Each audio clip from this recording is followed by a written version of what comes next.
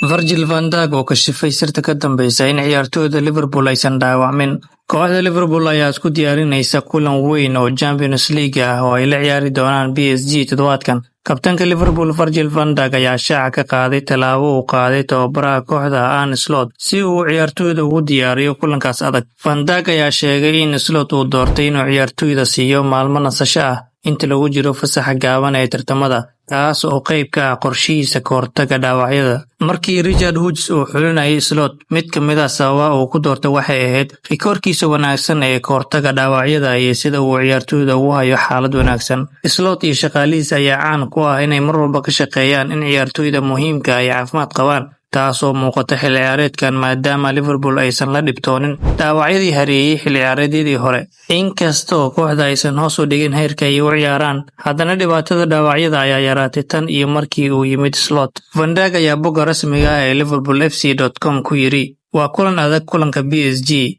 balse waa kuwan noocaas ah ee loo baahan yahay inaad ku tartanto. Waxaana si weyn ugu faraxsanahay inaan wajahno ayaga. Kahor intaan kulankaas la gaarin, waxaan haysanay waqti aan la qaadano qoysaskeena iyo inaan dib u milicsano toddobaadyadii la soo dhaafay. Kadibna waxaan diiradda saaraynaa waxa nagu soo socda. Waxaa la filayaa Liverpool inay soo bandhigto ciyaar adag oo ay kula tartami doonto PSG, iyadoo taageerayaasha Anfield ay rajo weyn ka qabaan in kooxdooda ay guuleysato kulankaas muhiimka ah."